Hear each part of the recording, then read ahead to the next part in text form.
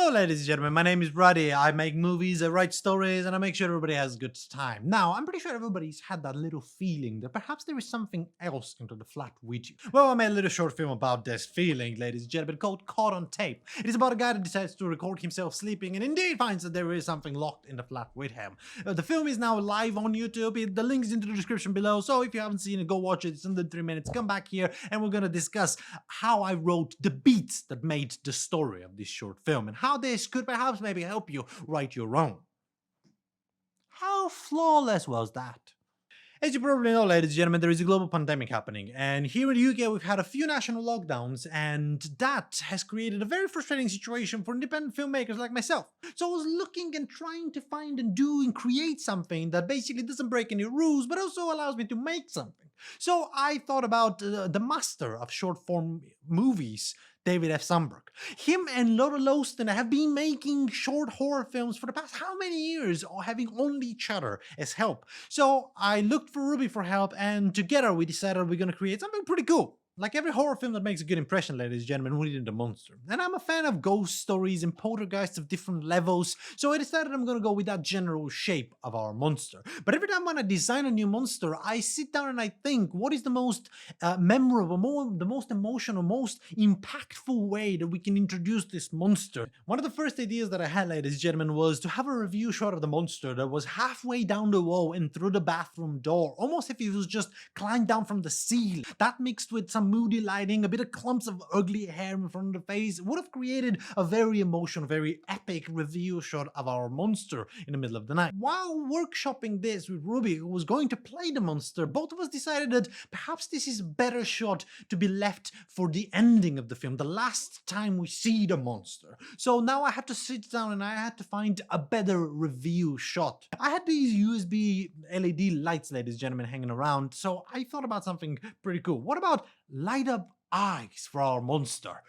Imagine this: you wake up and you listen to your messages and something catches your attention while you're completely unaware of the moving shadows in the next room over, and all of a sudden two glow eyes flash open and something starts reaching out from the shadows towards you. You completely oblivious, listening to your messages, not aware, but we as an audience know that you're in a great big deal of danger. Well, that's pretty cool. So after a couple of wiring attempts, a couple of failed attempts, a little bit of soldering, we ended up with some tests. And uncover and creep forward.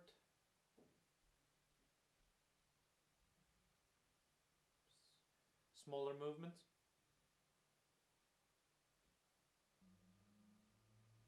Put some hair in front of them. Too much?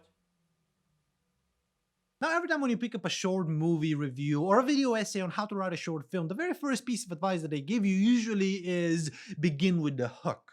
Cut all the fat and begin with the epic, begin with the action, begin with the most exciting piece of video so that a viewer can sit down and watch the next 2 minutes of your film. Now, even though this structure has proven to be correct and right, every time when I started writing in this style has always left me wanting to explore more. So I sat down and I wrote a couple of different beats, and I decided that I'm going to open the movie with a very still, simple, lockdown shot on a tripod. And it was going to be one uncut take. And that set up a couple of different things, ladies and gentlemen. One, the environment. The environment is this room. The character doesn't move much. He doesn't have an environment that allows him to get anywhere. The story happens locked in the same place. Even the camera work that we chose for this opening shot reflected that. It was a simple pan that allowed the character to be followed back and forward. Two, the life of the character. He's watching a YouTube video on recording himself sleeping while trying to get ready to go to bed. Not much is happening in the life of this person, but it has an interesting curiosity. And three, the whole premise of the actual movie, ladies and gentlemen. Record yourself sleeping. Record a world that happens while you're asleep, while you're dreaming. Find the things that are hard to see. And it worked. The opening shot of the movie is 45 seconds from under 3-minute short film. And it worked because it wasn't a straight line of emotion, ladies and gentlemen. There are a couple of different beats that had to happen in these 45 seconds. Now, I could have had a locked off shot that doesn't allow any movement and the character just goes once and goes in bed. But I decided I'm gonna walk the distance between the bad and the sing twice because I wanted to see the character before the movie actually begins. The first time around is while he's watching the YouTube video and it's literally telling us what's about to happen. He's gonna record himself sleeping. And the second time around is this seed that got planted in his head springs into this luscious forest, and aha, I can record myself sleeping. And then the movie begins. Knowing that I had to earn the trust of the audience, I first had to lose it. And what I mean by that is this moment right here. This smash cut had to be in the beginning. This usually is the moment in the horror films where the audience breathes out. Everybody passes the jokes around and everybody's having a little laugh. It allows you to feel that the scare is finished before the scare can come back. Now I achieved this by having, first off, two different things. The smash cut of the two identical shots, but also the sound design. The sound design is literally building energy that releases into nothing. It's almost left hanging in the air, but also it allows you to feel safe. Aha, this is finished. After all, nothing bad, no horror could happen in the middle of the day, right? This next moment is a very popular structure. Show the bomb to the viewer, it could go off at any moment, but keep the characters completely oblivious about the existence of the bomb. And tell the audience there is a bomb under that table and will go off in 5 minutes.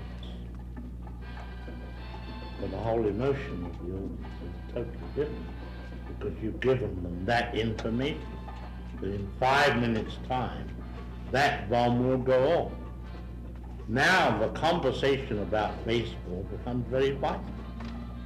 While the character is finding something odd on the recording, indeed the audience is seeing that something odd is happening. But there is a misalignment between the two that allows the audience to feel the tension that is ramping up behind the character. For the ending, I wanted to get the mirror trope and turn it on his head. Like, I find reflections spooky and scary, and after sunset I sometimes find them absolutely bloody terrifying.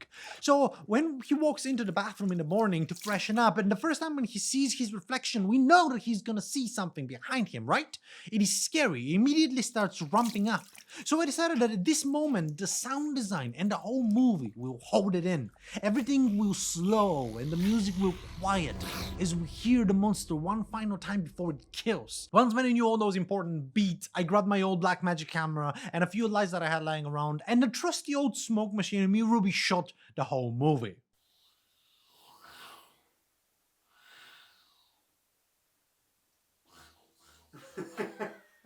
Throughout the whole process of making this short, I knew that there were a few beats that I needed to aim for. The opening shot, the moment he downloads the app, the moment the smash cut releases the energy, the scary eye moment, the mirror, the monster at the end. And knowing what all those beats are, I could manage everything else around them. How long the shot is, where in the edit the shot will be, what is the action that I needed, and do we need a different action that allows the viewer to watch something for a longer period of time. And knowing about all those beats, ladies and gentlemen, allows you writing and creating something like a movie, something like a script, or any other form of storytelling to work for you rather than against you. If you enjoy everything that you saw here, ladies and gentlemen, make sure you like it, subscribe, share it, and do everything that you gotta do on this platform. I try to make these videos every once in a while. I might try to do something else on this channel, but it's gonna be centered around storytelling one way or another. So if you enjoy this type of content, stick around, stick around. Until next time, ladies and gentlemen, thank you for watching, and bye-bye.